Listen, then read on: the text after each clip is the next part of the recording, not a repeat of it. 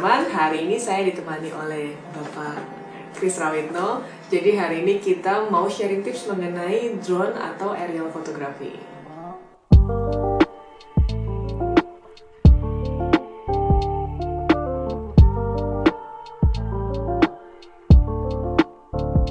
Nah, sekarang saya ditemani sama Om Chris Rawitno. Bener kayak Rawitno ya? Benar. Nah, Om Chris ini salah satu anggota di Hayamoto yang paling update dengan teknologi. Cie. Jadi kalau nanya gear apa aja, nah bisa dijelaskan secara detail, Cie, sama Om Chris. Nah, cuma hari ini kebetulan tadi unboxing unboxing drone. Kebetulan aku juga hari ini belajar menerbangkan drone. Jadi mau nanya-nanya mau Chris sharing tips dong kalau buat teman-teman yang mungkin baru mau belajar drone nih. Drone itu apa sih, kayak mulai dari mana enaknya kalau kita mau belajar drone pertama kali buat yang belum pernah sama sekali nyentuh drone ya. Paling bagus tempat untuk start sih YouTube ya.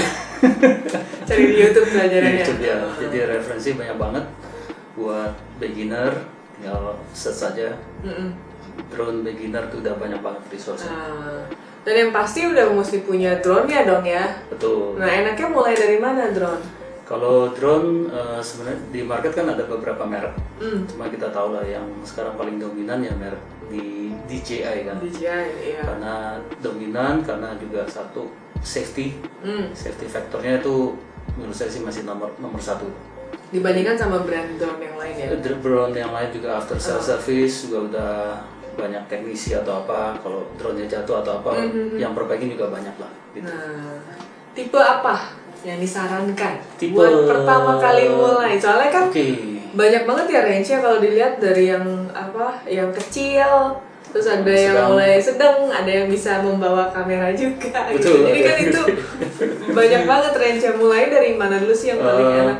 Paling enak sih mulai dari seri mini. Seri mini? Ya, jadi DJI mini series itu yang paling kecil banget, mungkin harganya rentang sekitar 5-6 juta dan selanjutnya naik terus. Nah, jadi yang mini untuk belajar udah cukup sih, cuma ya pasti ada keterbatasan jarak jangkauan range sama baterai itu.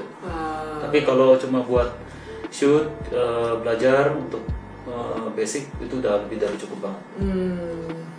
Terus kalau misalkan tadi kan ada baterai ya, berarti kalau drone-nya kecil dia lebih gampang habis juga ya baterai? Betul.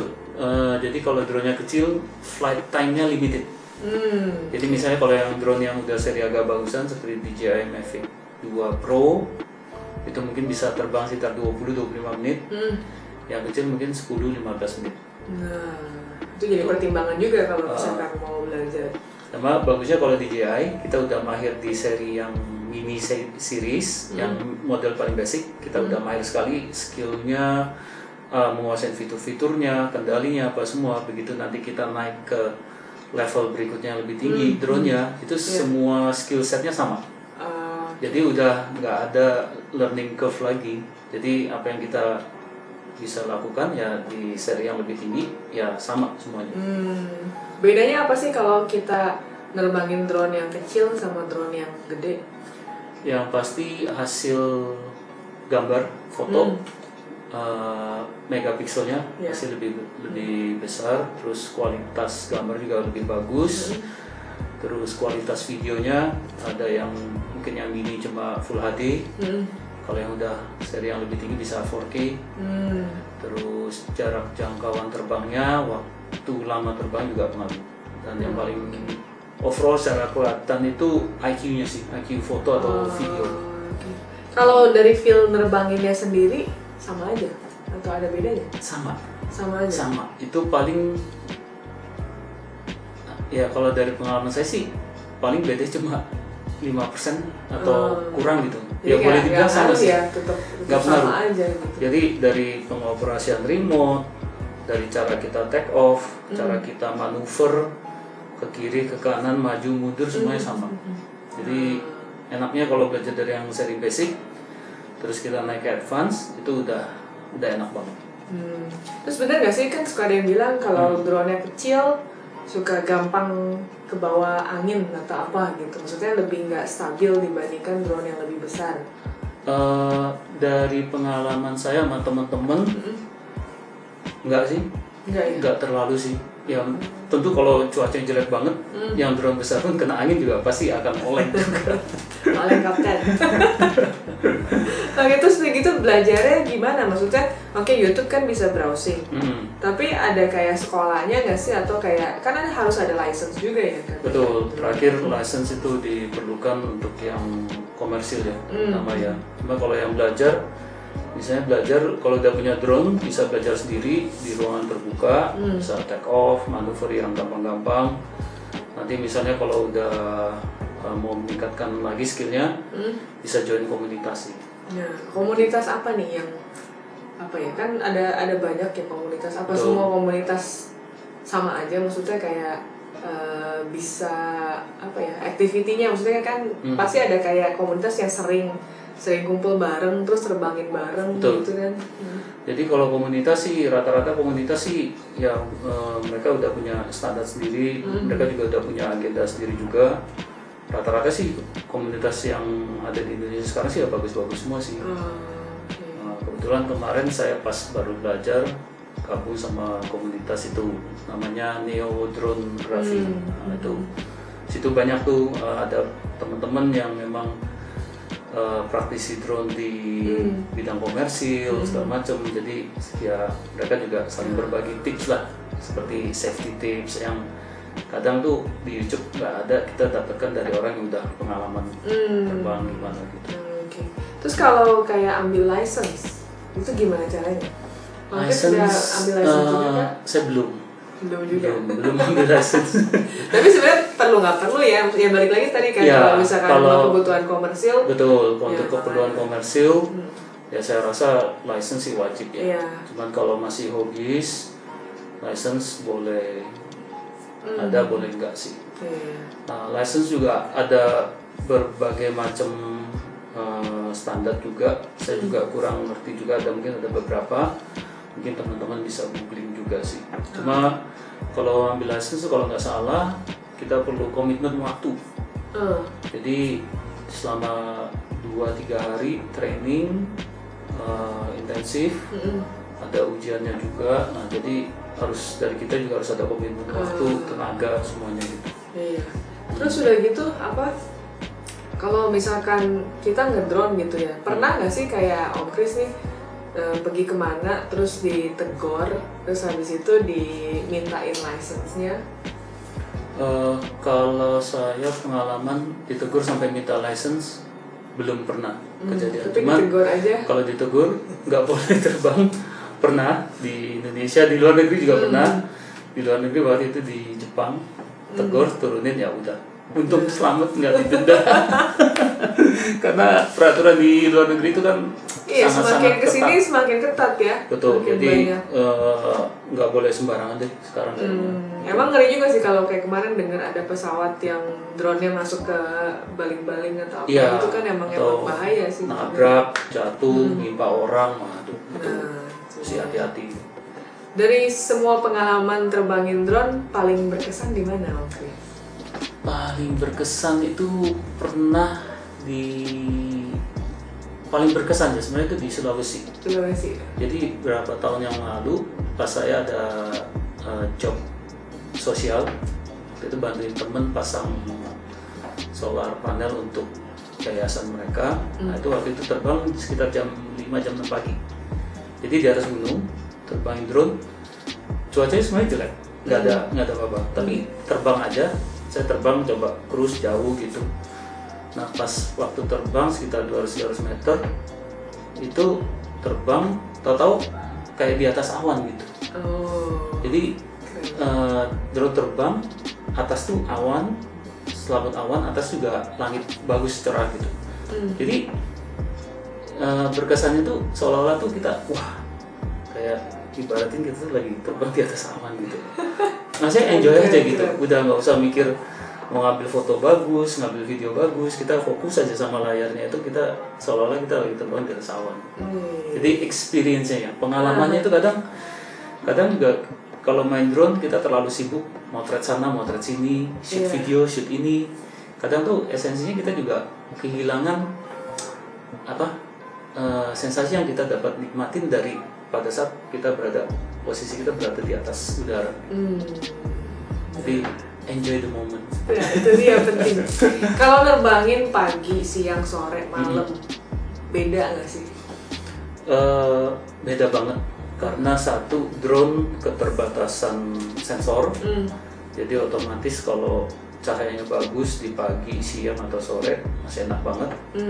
Kalau udah malam kendalanya sensornya kecil, jadi kadang kita harus naikin ISO-nya jadi noise segala macem.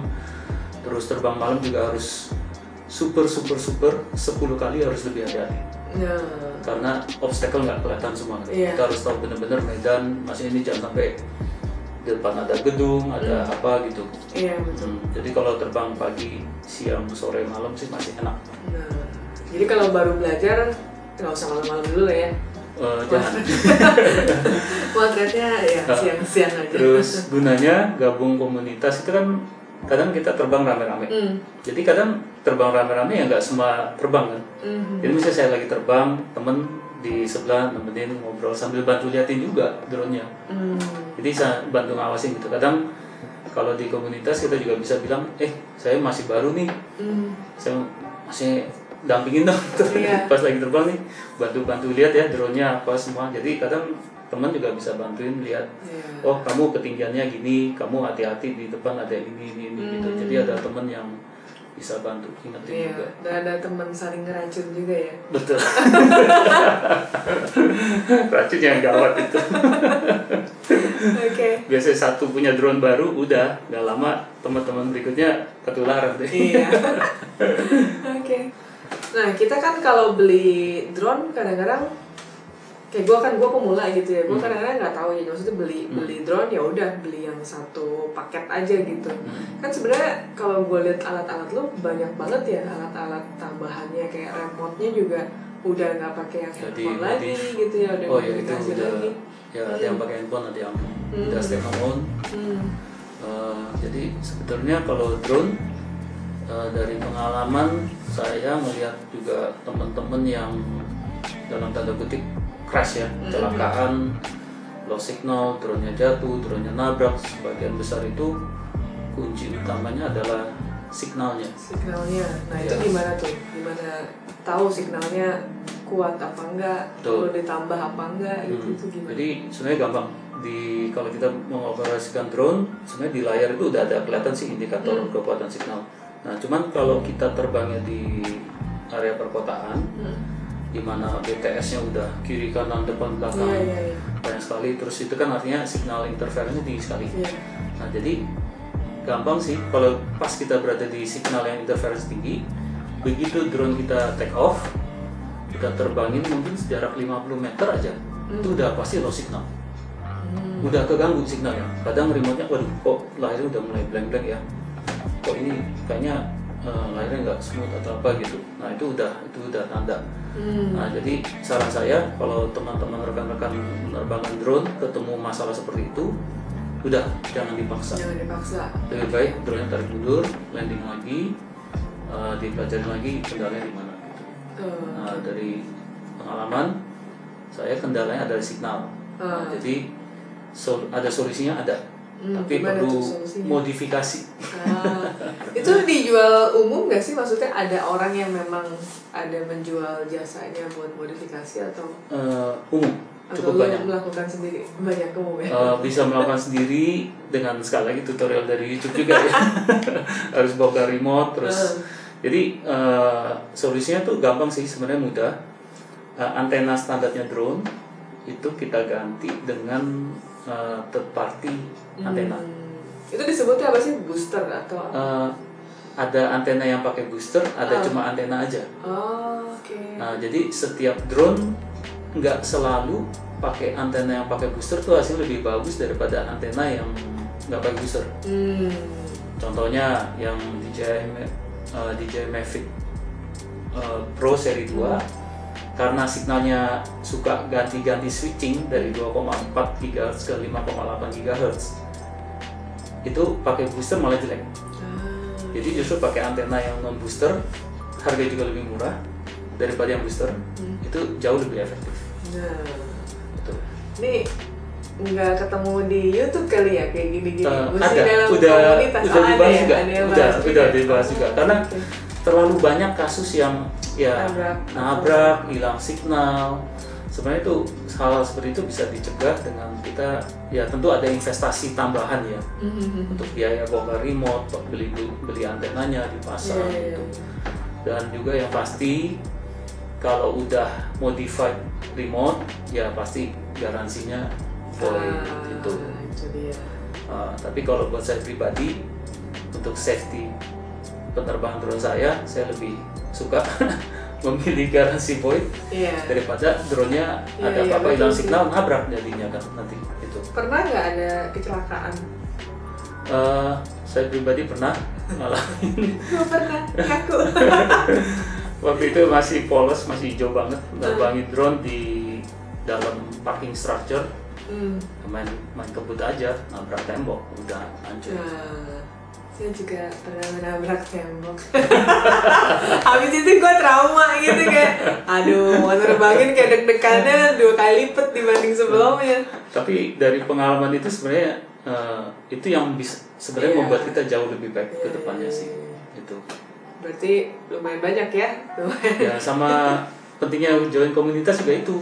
Teman-teman pada share kan, oh saya kejadian gini. Oh jadi kita tahu, oh dia salahnya di sini. Nah kita udah penting ya komunitas. Penting banget. Jadi teman-teman. dari sharing gitu kita udah otomatis udah jadi lebih pinter gitu. Dan otomatis juga latihan penting banget ya, mesti sering ngebiasain. Soalnya kalau kayak gue cewek gitu kan kadang-kadang misorientasi gitu. Kayak ini maju ke depan apa ke belakang, jadi ke sini. Atau mundur ke samping. Akhirnya jadi kayak ngaco aja gitu arahnya kemana, jadi malah kemana gitu. Terus sambil kalau udah mulai ada apa, udah mulai deg-degan gitu kayak aduh kemana. Awalnya udah mulai gak kelihatan kan. Tipsnya kalau pada saat itu gampang sih, diemin dulu. Jadi jangan kita panik berusaha gerakin maju mundur, tenang dulu, lihat layar, lihat orientasinya kemana, nanti pelan-pelan dalam ya 1-2 menit nanti sense-nya balik semua. Jadi keep calm dan keep flying. Ya, jadi jangan khawatir, coba terus belajar terus. Terutama DJI ya, safety feature-nya udah top banget. Jadi asal kita sebenarnya asal terbang kalau kalem apa gitu kita nggak mungkin nabrak. Karena drone sekarang ada sensor depan belakang, samping bawah. Jadi sebelum nabrak dia udah berhenti dulu. Nah jadi kebanyakan nabrak kenapa? Ya faktor usernya. Gitu. Nah dari tadi kan Om Chris bilang terus soal DJI safety-nya udah paling the best. Emang kalau brand lain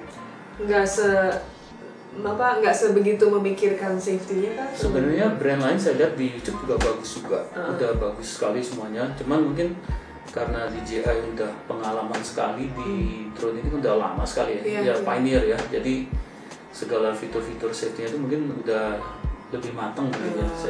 Saya rasa dari brand lain. Nah, itu penting banget sih ya soal safety, apalagi yang kita yang baru belajar, saya yang baru belajar kan pasti kayak mulai lihat tembok, lihat apa udah mulai kayak udah panik. Iya, kalau ada sensor kan kayak langsung stop di sini gitu. Nah, itu penting banget sih, betul. Nah, cuman kalau terbang malam sensornya mati. Oh gitu, kenapa? Gelap.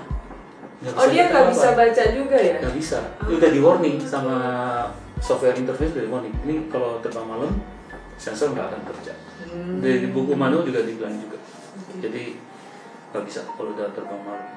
Oh ya Om Chris, kalau baterai nih, sebenarnya idealnya kita punya berapa baterai sih paling minim? Soalnya kan terbangnya bisa dibilang lumayan cepet ya, katakan 10 menit, 15 menit kan kayaknya baru muter berapa terus atau udah habis gitu sih ganti. Baterai idealnya minimum sih 2. Minimum 2. 2 juga kayaknya kurang sih ya. Masih ada 1 backup. 2 pasang maksudnya? 2 pasang. Baterai sebenarnya sih nggak ada batas sih. Cuma ya baterai juga harganya cukup mahal, jadi sesuatu investasi yang harus diperhitungkan juga. Nah, itu dia. User, terus baterai itu juga yang tips yang penting, kadang orang suka lupa. Dari teman-teman sih yang sharing, kalau udah dipakai kan drone itu kan baterainya panas, nggak boleh langsung dicas. Oh gitu? Biarin dingin dulu. Oh, jadi dia didinginin dulu, terus udah suhu normal, kenapa efeknya? baru kita cas. Karena kalau lagi panas kita cas, nanti nggak sampai setahun sel-selnya melembung, alias hamil kalau orang bilang. Iya, kadang baterai suka ada yang kelihatan bengkak gitu kan. Bengkak. Nah itu karena pas lagi suhu tinggi, dia belum suhunya normal, udah cepet cas. Gitu. Terutama yang hunting kan. Iya, pernah lihat sih, pernah lihat ada baterai yang gendut gitu. Betul. Jadi kalau yang udah hunting kan, wah spot misalnya ke Sumbawa gitu, udah terbang sini, wah cap-cap semua, naik mobil, langsung dicas di mobil. Nah itu tips kecil yang efeknya lumayan fatal juga sih ke baterai. Sayang kan baterainya. Misalnya baterai bisa pakai 2 tahun, tapi kalau kita cara ngecasnya nggak betul, ya jadi itu. Kalau nggak salah ditulis di manual juga. Pastikan ketika ngecas suhu baterainya normal. Terus kalau lokasi nih, kayak kita mau belajar drone gitu, terus lokasi yang bagusnya buat kita pertama kali belajar di mana sih? Maksudnya yang apakah yang lapangan terbuka gitu atau mesti di mana lebih enak? Terbuka, taman, lapangan parkir. Pastikan dalam radius 100-200 meter nggak ada tiang, nggak ada bangunan, nggak ada apa gitu. Nah, kalaupun kita belajar di komplek perumahan bisa juga, tapi harus hati-hati. Pastikan nanti kan pas drone take off kan ada ketinggiannya berapa meter. Nah pastiin pada ketinggian berapa tuh rumah itu paling tinggi berapa meter gitu. Nah jadi kita harus, kalau misalnya rumah, rata-rata rumah itu ketinggian 20, 30, 40 meter, ya kita harus di atas itu. Nah jadi pastikan sekeliling kita, kalau bangunannya 20 meter, ya udah kita naiknya 50 meter. Nah, udah 50 meter mau maju mundur, mau belok kiri, belok kanan kan aman.